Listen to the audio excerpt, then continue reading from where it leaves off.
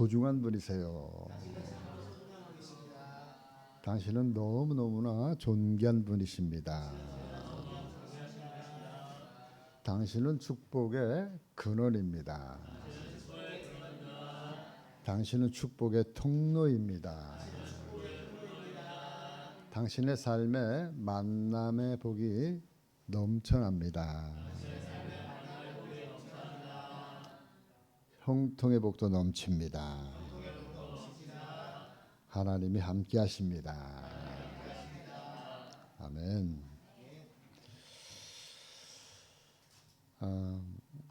이스라엘 백성들이 하나님의 10가지 재앙을 통해서 그 바로의 통치에서 해방이 되어져 가지고 애굽에서 탈출해 나와서 광야 생활을 한 지가 벌써 온 3개월이 지났습니다. 이 짧은 3개월이지만 이들이 보고 경험했던 그 여호와 하나님의 그 모습은 참으로 상상을 초월하는 전능하신 분이셨음을 이들이 똑똑히 분명히 보고 충분히 느낄 정도로 이들이 깨달았어요. 체험했어요. 이들이 출애굽한 이후에 애굽의 병사들이 그 철병마가 600승이 달려왔어요. 달려와 가지고 이들을 다시 이제 애굽으로 끌고 가려고 달려왔는데 보니까는 앞에는 홍해 바다가 놓여 있었잖아요. 그러니까 앞으로 나가지도 못하고 뒤로 돌아가지도 못하고 진퇴양난인 가운데 있었어요. 그럴 때 하나님 모세의 지팡이를 통해서 홍해 바다를 향해서 내리쳤을 때 홍해 바다가 갈라졌어요.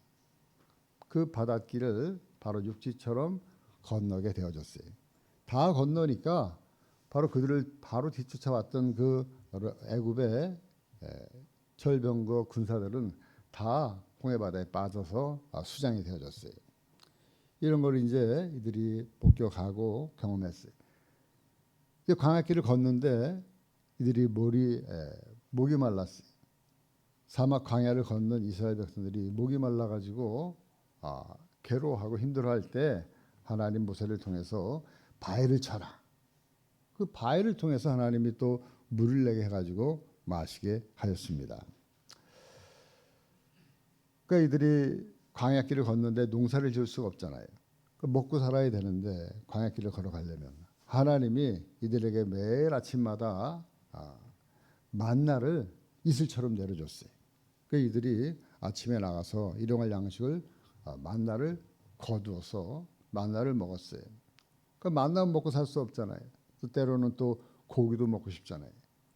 적어도 애굽에 있을 때는 고기도 먹고 했었는데 이렇게 또 고기가 먹고 싶다고 불평하니까 하나님이 그 지중해에 있는 동풍을 불게 해가지고 그 지역에 있는 모든 메추라기 떼를 다 불게 해가지고 떨어뜨리게 했어요. 그래서 이들이 그 메추라기를 주어서 또 고기를 구워 먹고 이들의 영양까지 하나님 책임을 졌습니다. 그러니까 여러분 이스라엘 백성들이 그 광야길은 사막길이잖아요. 그 낮에 걸을 때 너무 뜨거워서 걸어갈 수가 없어요. 그럴 때 하나님이 저들에게 구름 기둥을 보냈어요. 그래서 그 구름으로 그 저들의 걸어가는 그 모든 광야길을 그늘이 지게 만들어서 그래도 걸어갈 수 있도록 하나님 만드셨고 또 밤에는 그 일교차가 심해가 저녁에는 춥잖아요. 광야 사막길에 한 10도 5도만 돼도 지금 우리나라 한 영하 한 10도 5도 정도에 되는 그러한 그 추위예요. 그럴 때 하나님이 또 불기둥으로 이스라엘 백성들을 인도하셨어요. 그것이 출애굽의 말씀을 통해서 우리가 다 알고 있는 말씀들이죠. 바로 저들을 이렇게 힘들게 고된 광야길이었지만 하나님이 여호와 하나님께서 저들과 함께하였던 그러한 시간이었다는 겁니다. 이런 3개월 시간이 지나고 모세가 여호와 하나님으로부터 십계명 돌판을 받은 그 시내산 그곳에 이제 가까이 이르렀어요. 지금 이들이 광야 시내에 도착해서 장막을 쳤습니다. 그때 모세는 하나님의 부르심을 받고 이제 시내산에 올라가게 되어져요. 그리고 그곳에서 여호와 하나님의 말씀을 이제 받게 되어집니다. 그 말씀이 오늘 말씀 앞장에 있는 출애굽기 19장 3절로부터 6절 말씀까지 나와요. 모세가 하나님 앞에 올라가니 여호와께서 산에서 그를 불러 말씀하시되 너는 이같이 야곱의 집에 말하고 이스라엘 자손들에게 말하라. 내가 애굽 사람에게 어떻게 행하였음과 내가 어떻게 독수리 날개로 너희를 업어 내게로 인도하였음을 너희가 보았느니라. 세계가 다 내게 속하였나니 너희가 내 말을 잘 듣고 내 언약을 지키면 너희는 모든 민족 중에서 내 소유가 되겠고 너희가 내게 대하여 제사장 나라가 되며 거룩한 백성이 되리라. 너는 이 말을 이스라엘 자손에게 전할지니라. 아멘. 이 말씀을 보니까 4절 말씀에 내가 애굽 사람에게 어떻게 행하였음과 내가 어떻게 독수리 날개로 너희를 업어 내게로 인도하였음을 너희가 보았느니라. 그러니까 조금 전에도 여러분들에게 말씀드렸던 것처럼 상상을 초월해서 이스라엘 백성들 하나님이 저들의 광야길에서 인도하심에 대해서 이렇게 표현하는 거예요. 독수리가 날개를 펴서 너희를 업어서 여기까지 인도했다. 그 하나님이 독수리예요. 이스라엘 백성들을 독수리 날개에 업어서 아까 여러분들에게 쭉 말씀드렸던 그러한 그 하나님의 이적과 기적과 표적을 가지고 이스라엘 백성들을 여기까지 인도하였다. 이렇게 말씀하고 있는 거예요. 그러시면서 5절 말씀에 이렇게 말씀하고 있습니다. 5절 말씀에 다 같이 한번 읽어볼까요? 다 같이 시작. 세계가 다 내게 속하였나니 너희가 내 말을 잘 듣고 내 언약을 지키면 너희는 모든 민족 중에 내 소유가 되겠고. 지난주에도 말씀드렸지만 이스라엘 백성들이 출애굽하기 전에는 누구의 소유였어요? 애굽 왕의 소유였어요. 애굽 왕. 애굽 왕의 통치에 따라서 저들이 고된 노역을 하고 그리고 피라미드를 짓는데 이들이 다 동원이 되어지고 참으로 힘든 그러한 그 삶을 살았었어요. 그런데 출애굽한 이후로부터는 이스라엘 백성들이 더 이상 애굽의 소유가 아니에요. 이제는 하나님의 소유라고 말씀하고 있는 거예요. 세계가 내게 다 속하였나니 바로 세계가 애굽의 바로 왕 밑에 있었는데 하나님이 그 애굽 왕 바로를 갖다가 지금 자기의 소유로 만들었으니까 이 모든 소유가 다 내게 속하였다. 이렇게 지금 말씀하고 있는 거예요. 그리고 하신 말씀이 너희가 내 말을 잘 듣고 내 언약을 지키면 너희는 모든 민족 중에서 내 소유가 되겠고 바로 너희 모든 민족 중에서 내 소유가 될 것을 말씀하고 있어요. 지난주에 말씀드렸잖아요. 여러분들의 소속이 어디냐? 이게 소속이 이제 바뀐 거예요. 애굽에 있을 때와 지금 출애굽한 이후의 소속이 완전히 바뀌어졌음을 다시 한번 확인시켜 주고 있는 거예요. 바로 너희는 내 소속이다. 실제적으로 이스라엘 백성들이 애굽의 바로에서 완전히 이제는 벗어났어요. 그래서 여호와 하나님의 백성이 되어졌어요. 하나님 나라 공동체가 되어졌음을 이제는 선포하고 있는 거예요. 하나님 나라 공동체로서 마땅히 해야 될 이제 책무와 그리고 여러 가지 권리에 대해서 지금 말씀해 주고 있는 것이 오늘 본문 말씀 저와 여러분들이 읽은 출애굽기 20장 말씀이에요. 마치 북한을 탈출해서 대한민국 국민이 된 세터민들이 이제 처음에 한국에 왔을 때 한국의 법을 알아야 되잖아요. 그러니까 그 법을 가르쳐 주는 것처럼 바로 대한민국의 헌법을 알려주는 것 같은 그런 것이에요. 대한민국 헌법 1조 1항 뭡니까? 대한민국은 민주공화국이다. 1조 2항은 뭐예요? 대한민국의 주권은 국민에게 있고 모든 권력은 국민으로부터 나온다. 이게 1조 1항과 2조예요. 여러분, 우리 대한민국에 사는 사람들은 모두가 법 앞에 평등하다. 이것을 천명하고 있는 거예요. 여기에는 누구도 예외가 없다는 거예요. 그 심지어는 대통령일지라도 법을 어기면 감옥에 가는 거예요. 이것이 민주공화국의 대원칙입니다. 이처럼 하나님 나라 백성 되는 것도 마찬가지. 하나님 나라의 헌법이 있는 거예요. 하나님 나라 백성으로서 하나님 나라의 법을 준수해야만이 주어진 권리를 누릴 수 있게 된다고 말씀하고 있는 겁니다. 너희가 내 말을 듣고 잘 듣고 내 언약을 지키면 이렇게 말씀하고 있어요. 그러면 6절 말씀한 것처럼 너희가 내게 대하여 제사장 나라가 되며 거룩한 백성이 되리라. 제사장 나라가 되어지고 거룩한 백성으로 내가 만들어 주겠다. 너희를 내 소유로 삼겠다. 이렇게 말씀하고 있어요. 너희가 내 언약을 지키면, 여기서 말씀하고 있는 언약은 크게 두 가지예요. 그것이 뭐냐면 율법과 제사다. 율법과 제사. 율법은 말씀을 말씀드리는 거고 제사는 오늘날 예배예요. 구약의 성도들은 율법과 제사가 하나님 백성의 기준이 되었어요. 신약의 성도들은 말씀과 예배가 성도들의 기준이에요. 바로 이 두 가지를 늘 마음에 두고 살아가는 사람들이 하나님 나라 공동체 백성들이에요. 하나님 나라 시민권자들이에요. 그 하나님이 이 언약을 시내산에 올라온 모세에게 지금 처음으로 전하고 있는 거예요. 그래서 출애굽기 20장 이 말씀이 바로 십계명 돌판에 나와 있는 그 말씀을 지금 설명해 주고 있는 겁니다. 출애굽기 말씀에서 가장 핵심적인 율법은 뭐냐면 십계명이에요. 십계명. 근데 오늘 말씀에 보니까 십계명 본론에 들어가기에 앞서서 서두에 이렇게 말씀을 하고 있어요. 1절, 2절 말씀.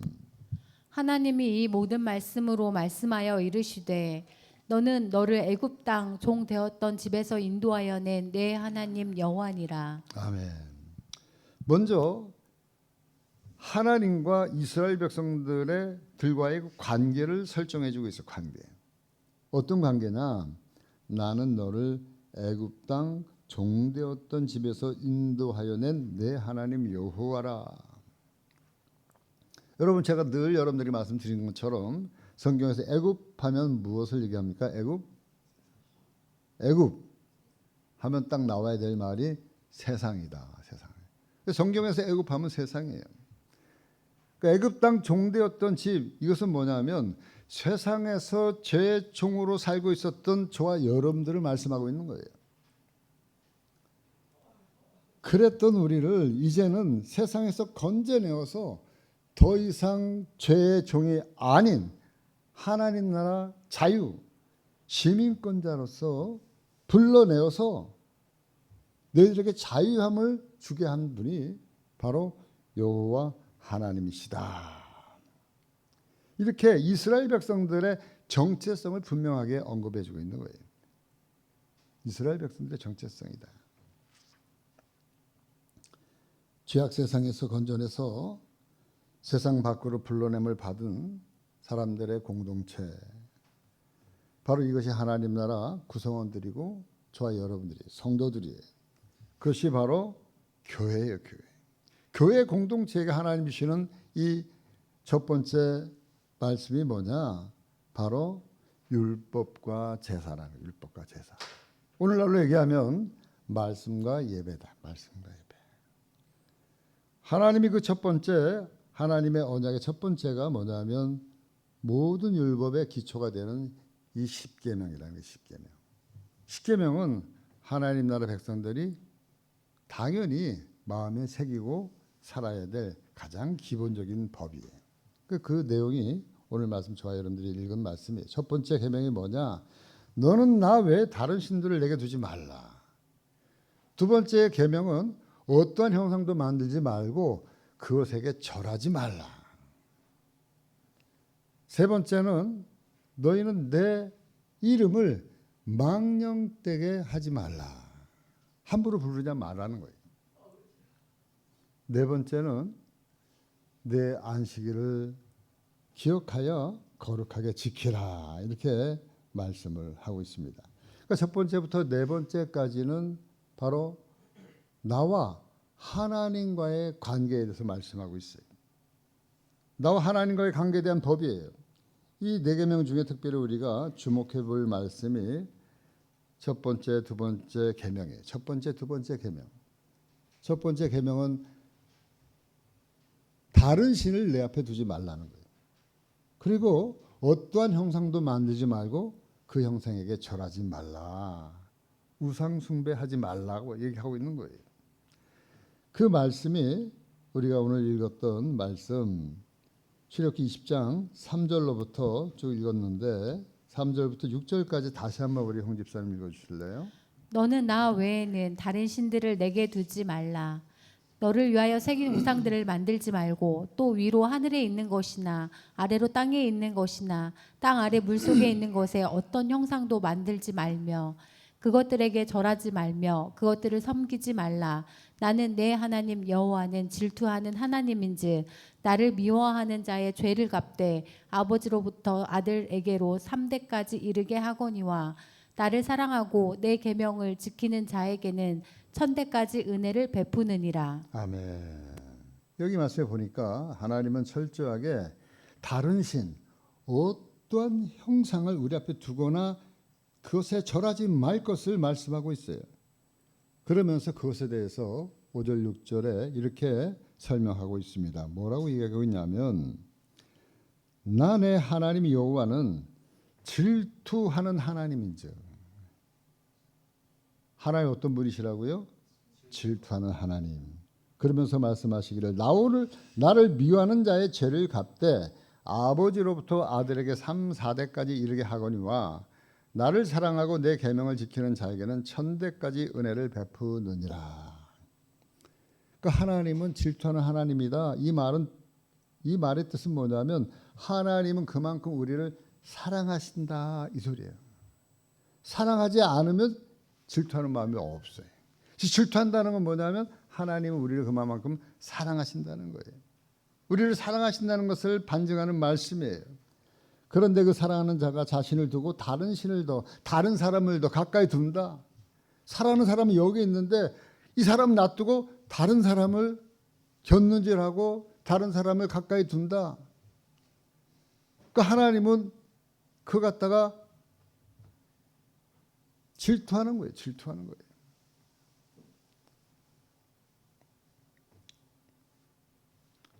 다른 형상을 만들고 그것에 절하고 있다. 그것을 섬기고 있다.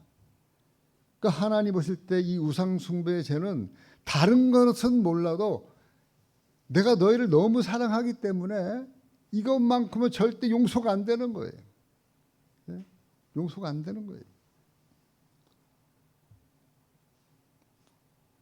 그렇게 해서 이렇게까지 말씀하고 있어요. 우상 숭배 이꼬로 나를 미워하는 자로 간주한다.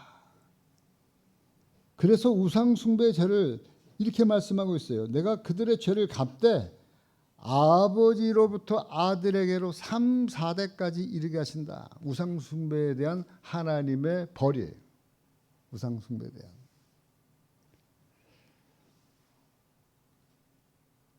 나를 미워하는 자의 죄란 뭐냐면 아까도 말씀드린 것처럼 하나님이 가장 싫어하는 것은 우상 숭배의 죄를 말하는 거예요.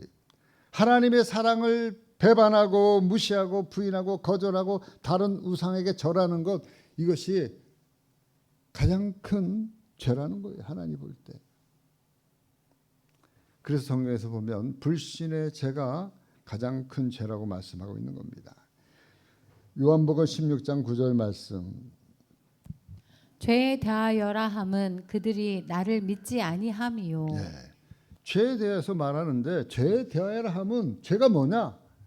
성경에서는 뭐라고 얘기하고 있냐면 너희가 나를 믿지 아니하며 이 소리예요. 딱 분명하게 얘기하고 있어요. 우상 숭배와 더불어 하나님 믿지 않는 불신의 죄를 동급으로 지금 말씀하고 있는 거, 취급하고 있는 거예요. 반대로 6절 말씀에 보니까 나를 사랑하고 내 계명을 지키는 자에게는 1000대까지 은혜를 베푸느니라. 그러니까 내가 하나님을 사랑하고 하나님을 믿음으로 하나님을 섬김으로 그때는 하나님이 또 은혜를 베푸시는데 그때는 하나님이 한량없이 그 사랑을 베풀어 주겠다. 한마디로 1000대까지는 꼭 1000대까지가 아니라 나의 사랑을 한량없이 부어주겠다. 내가 하나님을 사랑함으로 하나님을 믿음으로 섬김으로 그렇게 해서 하나님이 복을 흘려 보내겠다고 말씀하신 그 샘플이 누구냐면 아브라함이잖아요.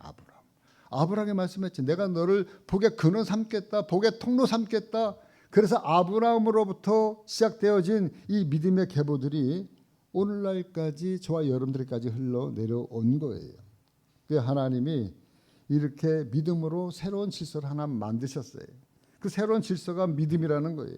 하나님을 사랑한다고 우리가 입술로 고백하고 인정하는 것, 시인하는 것, 이것이 바로 믿음이라는 거예요. 믿음. 그래서 사도 바울은 로마서 10장 9절로 10절 말씀 이렇게 얘기하고 있습니다. 내가 만일 내 입으로 예수를 주로 시인하며 또 하나님께서 그를 죽은 자 가운데서 살리신 것을 내 마음에 믿으면 구원을 얻으리라. 사람이 마음으로 믿어 의에 이르고 입으로 시인하여 구원에 이르느니라. 아멘. 여기 보니까 이제 10계명에서 1계명에서부터 4계명까지는 하나님과의 관계에서 한마디로 얘기하면 하나님을 사랑하라 이 소리예요. 마음을 다하고 힘을 다하고 뜻을 다해서 하나님을 주 너의 하나님을 사랑하라. 그 사랑의 표현은 뭐냐? 우리의 입술로 고백하는 거예요. 다른 게 아니라 하나님을 사랑합니다. 이게 쑥스러운데 그러나 사랑하는 사람에게 사랑한다고 표현할 때 그 표현을 받는 하나님은 흐뭇해 하셔요. 그러니까 1계명에서 4계명까지 많은 얘기를 했지만 줄여서 딱 한 줄로 한 문장으로 얘기하면 하나님 사랑합니다. 하나님 사랑합니다. 한번 해봅시다. 하나님 사랑합니다.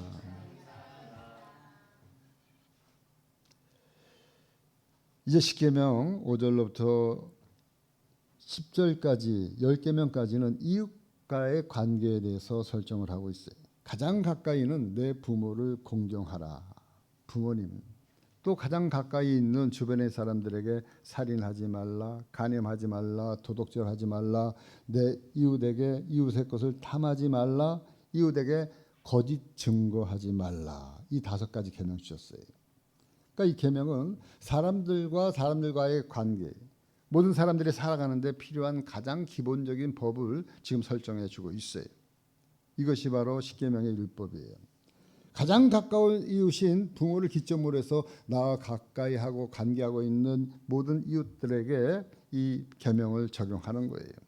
그래서 하나님의 성도들에게도 이 율법에서 주신 핵심은 뭐냐?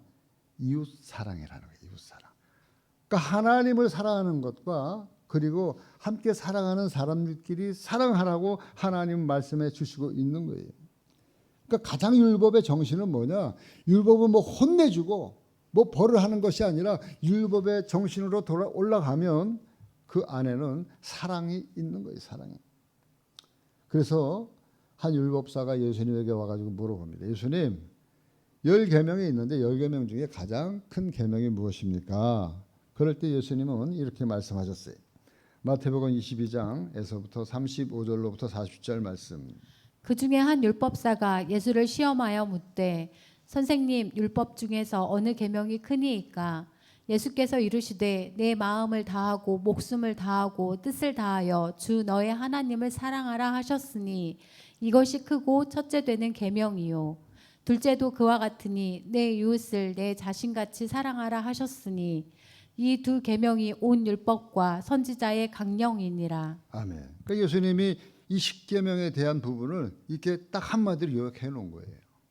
제가 요약해 놓은 게 아니라 예수님이 이렇게 요약해 놓은 것을 여러분들에게 말씀을 드린 거예요. 바로 예수님이 10계명의 율법에서 말씀하고 있는 하나님의 사랑과 이웃 사랑을 우리에게 실천해 보여주셨어요. 그냥 우리에게 그렇게 하라고만 말한 게 아니라 당신이 몸소 실천해 보이셨다는 거예요. 그 사랑의 증표로서 우리에게 보여준 것이 뭐냐면 바로 십자가예요. 십자가. 십자가에서 흘리신 보혈이에요. 뇌죄 때문에 예수님이 뇌죄 때문에 뇌죄를 담당하시기 위해서 아무 죄 없는 그분이 이 땅에 오셨다는 거예요. 그래서 십자가에서 피 흘려 피를 쏟으시고 죽기까지 우리를 사랑하셨다는 거예요. 바로 그분의 사랑 때문에 우리가 죄사함을 얻고 천국 백성, 천국 시민권자가 되어졌다는 거예요. 영생을 누릴 수 있게 되어졌다는 거예요. 아멘입니까? 이보다 더 큰 사랑이 없다라고 이 요한은 얘기하고 있어요. 요한복음 15장 12절 13절 말씀. 내 계명은 곧 내가 너희를 사랑한 것 같이 너희도 서로 사랑하라 하는 이것이니라. 사람이 친구를 위하여 자기 목숨을 버리면 이보다 더 큰 사랑이 없나니. 아멘. 이 사랑을 실천해 보이신 분이 누구라고요? 예수님이. 우리 보고 사랑만 하라고 얘기한 게 아니라 예수님이 친히 몸소 그 사랑을 보이셨어요. 죽기까지 우리를 사랑하셨어요.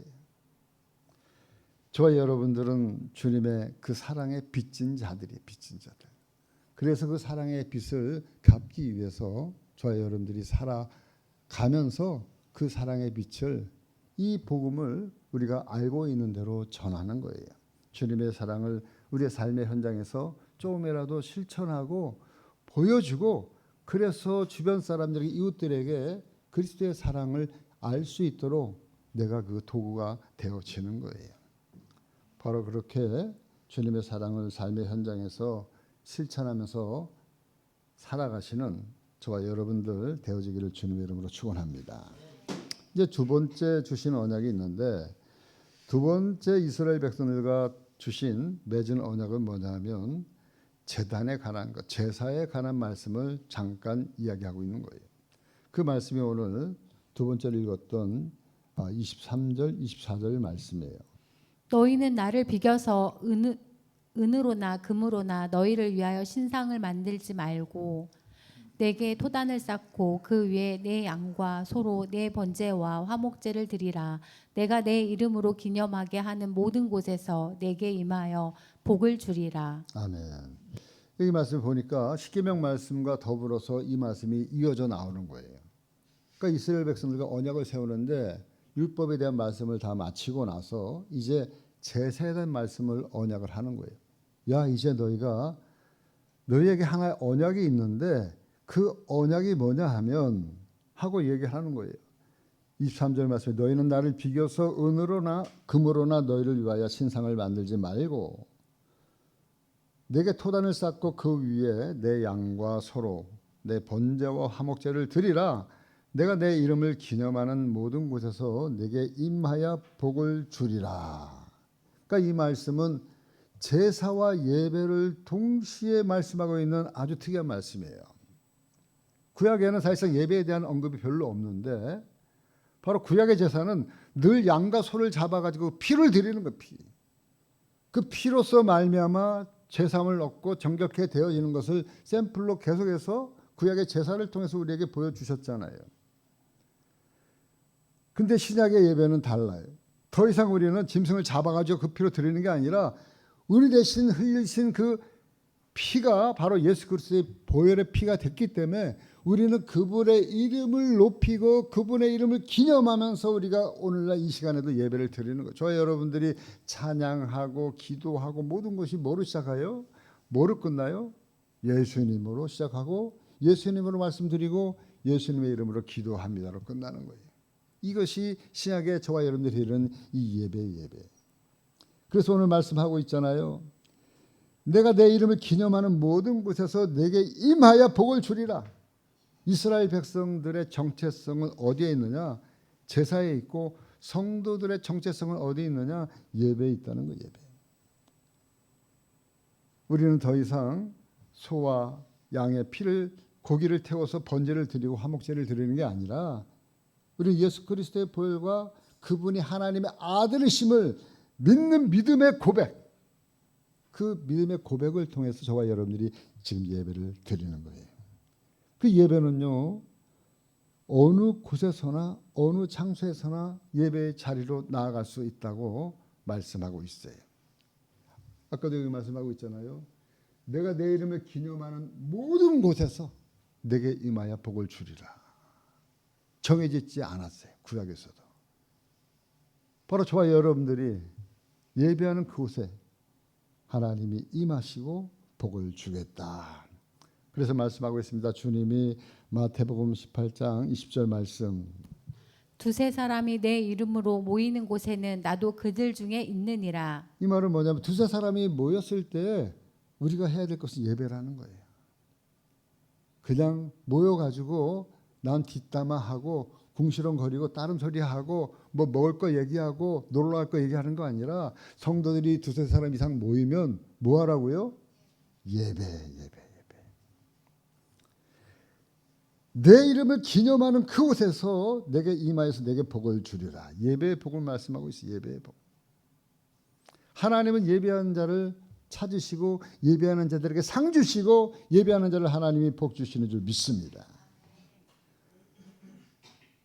여러분, 예배하는 사람들은요, 예배하는 민족은요, 예배하는 사람들은 하나님 앞에 복을 받습니다.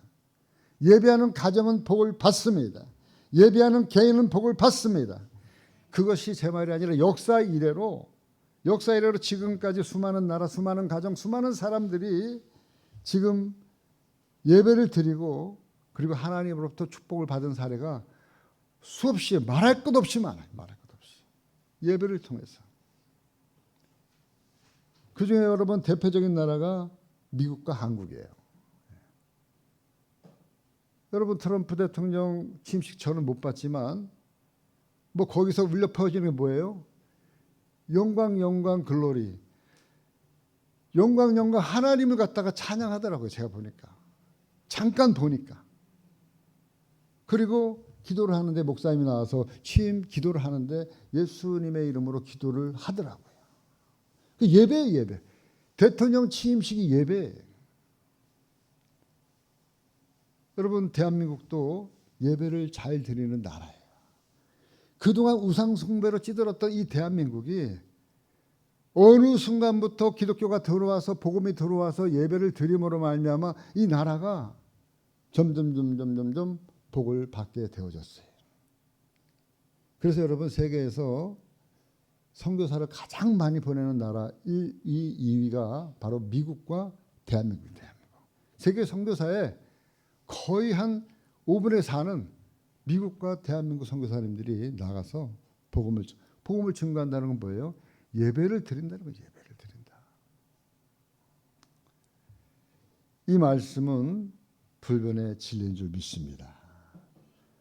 여러분들만 봐도 그래요. 예배하는 가정은, 예배하는 개인은 망하지 않아요. 하나님으로부터 복을 받을 수밖에 없는 삶을 살도록 하나님이 복을 주셔야 해요. 왜? 예배하는 사람들이 복을 못 받으면 그걸 바라보는 주변에 있는 사람들이 속으로 뭐라 그러겠어요?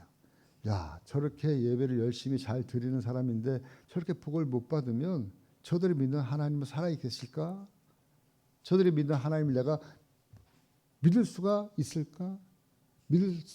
믿고 싶어도 내가 못 믿겠다. 저들의 모습을 보면, 복을 받지 못하는 모습을 보면 어떻게 믿겠냐는 거죠.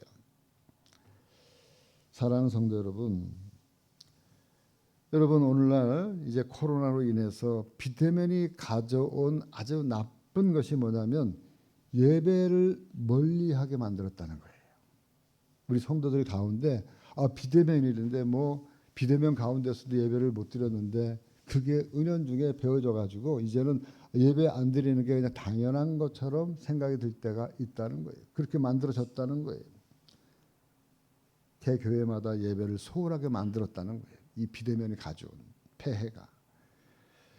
우리는 어쨌든 2025년도 예배를 우리가 회복해야 될 줄 믿습니다. 예배가 살아나야 될 줄 믿습니다. 주일 예배가, 가정 예배가 살아나야 될 줄 믿습니다. 여러분, 예배가 살아날 때 생기가 도는 거예요. 그래서 올해 교회의 목표가 뭐냐? 생기를 불게 하라. 생기를 불어 넣어라. 한번 따라해 봅시다. 생기를 불게 하자. 사람이 생기가 돌아야 돼. 사람이. 우리 심희 성도님 요새 밥을 잘 먹어가지고 아까 이제 모시고 오면서 밥을 하도 잘 먹어가지고 생기가 많이 돈다고. 너무 먹어가지고 탈이었다고.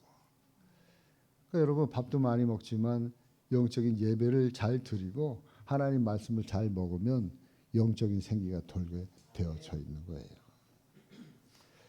말씀을 마치겠습니다. 하나님 이스라엘 백성들을 출애굽시켜서 지금 이스라엘 백성들의 정체성에 대해서 말씀을 지금 하고 있어요. 그 정체성에 대해서 두 가지 언약을 말씀하셨는데 그 첫 번째 언약이 율법이에요. 말씀이에요. 그리고 두 번째 언약이 제사예요. 예배였어요. 바로 율법의 정신은 사랑이라고 말씀을 드렸습니다. 하나님을 사랑, 이웃을 사랑하는 것.